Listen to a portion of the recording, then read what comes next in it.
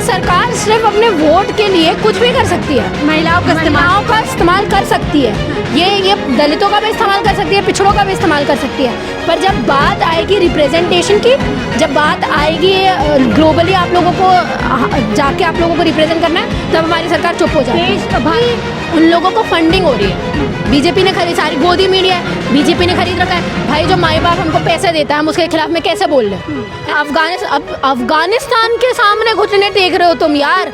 तुम तो बड़ा बोलते आ रहे हो कि हम पाकिस्तान को ख़त्म कर देंगे। अफगानिस्तान कौन सा बहुत बड़ा है?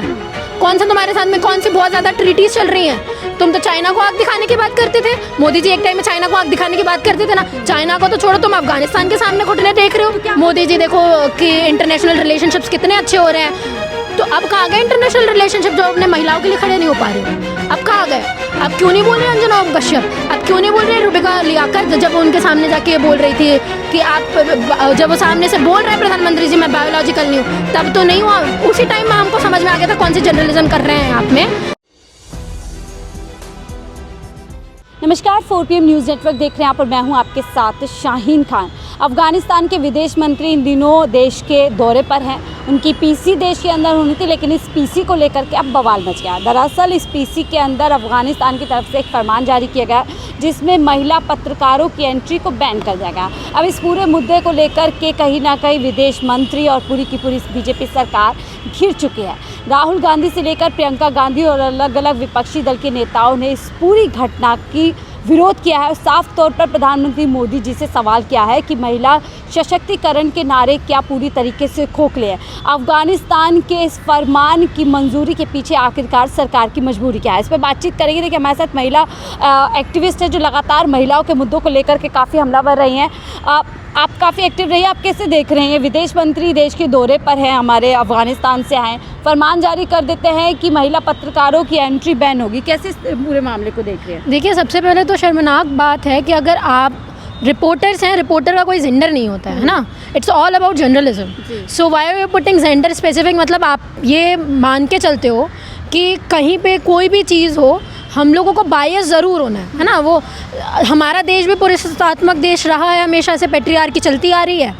तालिबान वगैरह के आप मुस्लिम सोसाइटी से क्या ही एक्सपेक्ट करोगे? क्योंकि तालिबान का तो आपको हमेशा से पता है कि वो फेवर्ड हमेशा से मेंस को करते आ रहे हैं, वुमेन को तो वो देखते भी नहीं है, तो इसलिए बुर्के में ही रखते हैं।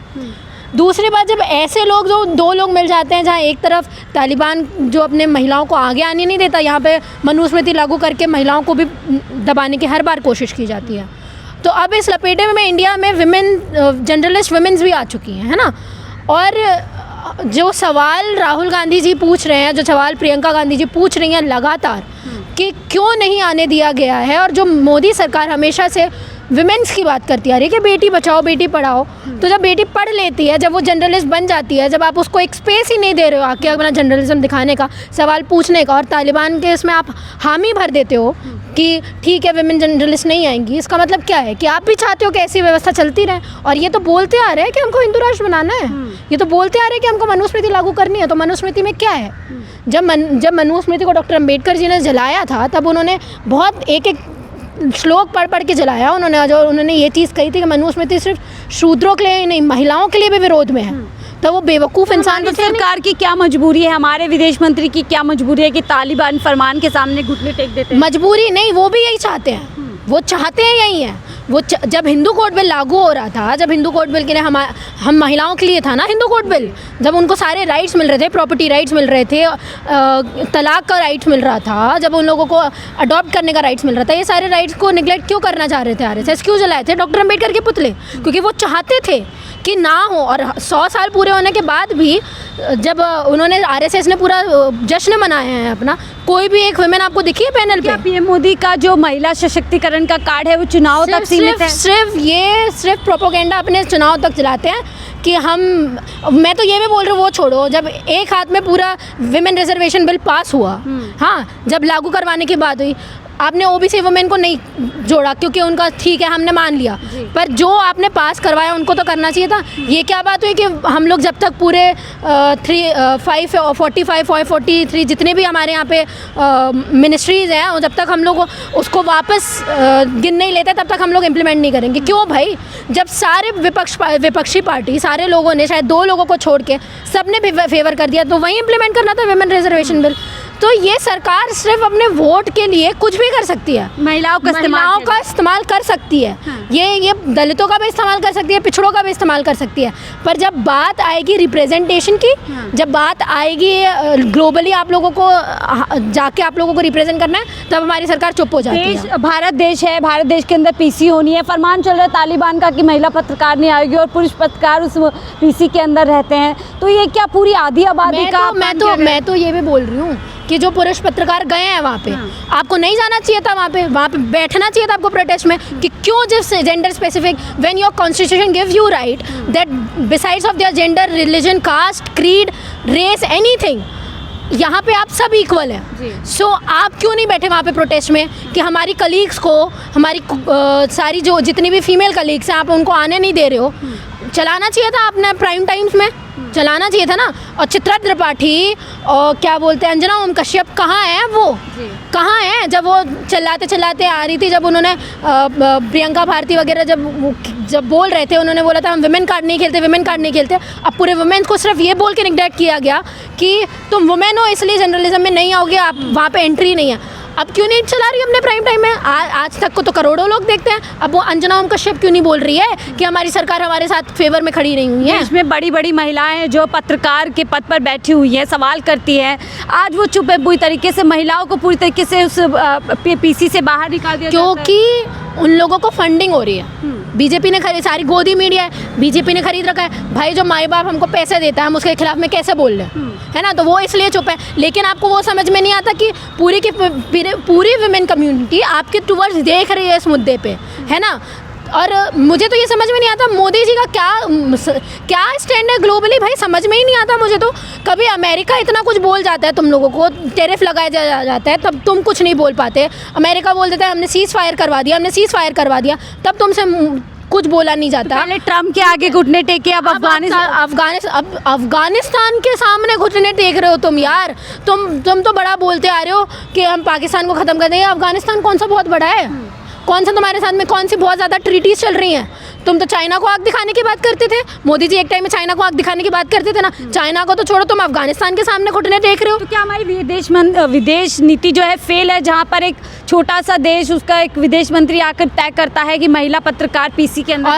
हाँ बिल्कुल। और हमारे विदेश मंत्री जी क्या कर रहे हैं? जयशंकर जी क्या कर रहे हैं? वो तो इतना रिप्रेजेंट करते हैं ग्लोबली कि हम बहुत ज़्यादा स्ट्रेटेजिक डिप्लोमेटिक करते हैं। उनकी रील कितनी फेमस होती है, आपने देखा होगा ना।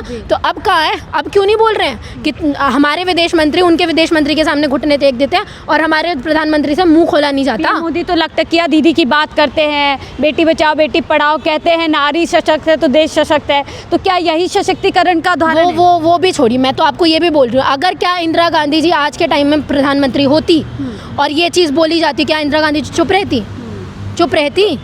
अगर फीमेल प्रधानमंत्री हैं तो क्या तालिबान यहाँ नहीं आता ना, झक मार के आना पड़ता, क्योंकि डेवलपिंग कंट्री है इंडिया, ठीक है, 4 ट्रिलियन इकोनॉमी है इसकी, आपको आना पड़ेगा यहाँ पे।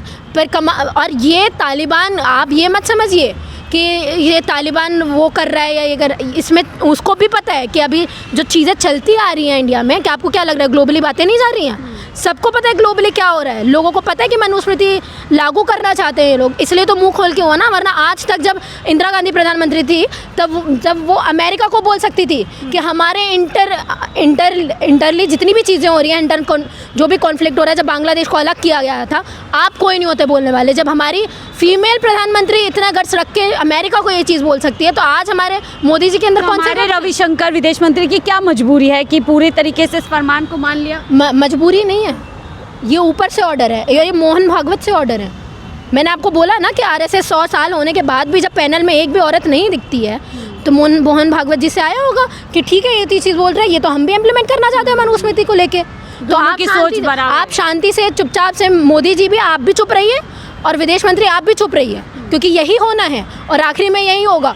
और मुझे तो लगता है कि अभी तक जो आप जर्नलिज्म करते आ रहे हो, जितने भी फीमेल जर्नलिस्ट हैं, आपको अब भी समझ में नहीं आ रहा है कि विमेन अगर वो पावर में आ गए, है ना, वो अगर 3% लोगों के हाथ में उन्होंने पावर दे दी, अगर उन्होंने मनुस्मृति लागू कर दी, तो आपको अपने पति के अधीन ही रहना होगा। तो महिला शक्ति से क्या बीजेपी डरती है कि तभी इस तरीके के फैसले लिए जाते हैं कि आप पीसी में नहीं जाओगे क्योंकि आपके तालिबान जो वहाँ के मंत्री हैं वो नहीं आपको कुछ मानते ही नहीं है, वो महिलाओं को कुछ मानते ही नहीं है। वो ताकत क्या, अगर ताकत होती हमारी महिला जर्नलिज्म में भी शो करती है अपना पूरा, नहीं कर रही है ना, वो आपको कुछ समझते नहीं है क्योंकि ये पेट्रियार्कल सोसाइटी है मैम। ये पेट्रियार्की जो उनके, हमारी महिलाएं भी तो ढो रही है ना जी, हमारी महिला भी तो ढो रही है ना कि प्रधानमंत्री जी हैं, प्रधानमंत्री के सामने तो कोई बोल नहीं सकता, ट्रंप भी घुटने टेक रहे हैं, ट्रंप ये कर रहे हैं वो कर रहे हैं, अब नहीं खुल रहा। जो ये प्रचार किया जाता है महिलाओं को लेकर के, बेटियों को लेकर के तमाम दावे किए जाते हैं, क्या खोखले हैं पूरी तरह? बिल्कुल खोखले हैं।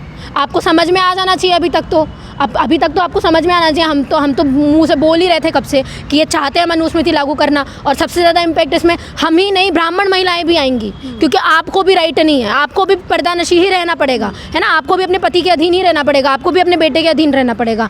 आपको ये जानवरों की तरह मानते हैं, ठीक है, और ये हम लोग बोलते हैं आबादी का अपमान किया है, पूरी आधी आबादी का अपमान किया है। और मोदी जी जो बेटी बचाओ बेटी पढ़ाओ करते आ रहे हैं इतने टाइम से, जो आप इतने सारे विमेंस के लिए इतने सारे हम पैसे दे देंगे, हम जीत जाएंगे तो 2500 दे देंगे, हम ये कर लेंगे, आप 2500 दे के क्या घर में बैठाना चाहते हैं? राहुल गांधी भी ट्वीट कर रहे हैं और अपनी प्रतिक्रिया दे रहे हैं कि आपने पूरी की पूरी महिला जाति का अपमान किया है और कहीं ना कहीं ये बताने की कोशिश की है कि महिला कमज़ोर है, तालिबान के सामने नहीं खड़ी हो सकती। बिल्कुल सही बात है, आप कमज़ोरी मान रहे हो तभी तो हम जाने नहीं दे रहे हो, तभी तो आप जाने नहीं दे रहे हो। और आप उनको बोल सकते थे ना, ये चीज़ आपके अंदर इतना गट्स था ना कि बोल सकते थे कि अगर आप महिलाओं को आना बैन करोगे तो हम प्रेस कॉन्फ्रेंस नहीं करवाएंगे। तालिबान कोई नहीं होता हमारे साथ में, एक के साथ में ट्रीटी टूट जाएगी, ट्रेड ख़त्म हो जाएगा, तो ग्लोबलाइजेशन तो कम नहीं हो जाएगा। ग्लोबलाइज कंट्री है ना हमारी, हम सबके साथ में ट्रेड कर रहे हैं, हम अमेरिका के साथ में ट्रेड कर रहे हैं, हम चाइना के साथ में ट्रेड कर रहे हैं, जापान के साथ में ट्रेड कर रहे हैं, ठीक है। आप एक को मना भी कर दोगे तो क्या हो जाएगा? अब कौन सी बहुत ज़्यादा अच्छी पट रही है तुम्हारी?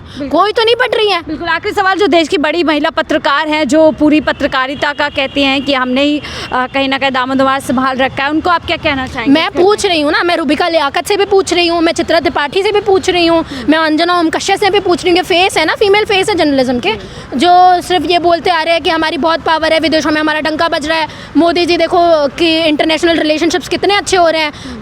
तो अब कहाँ गए इंटरनेशनल रिलेशनशिप जो अपने महिलाओं के लिए खड़े नहीं हो पा रहे हो? अब कहाँ गए?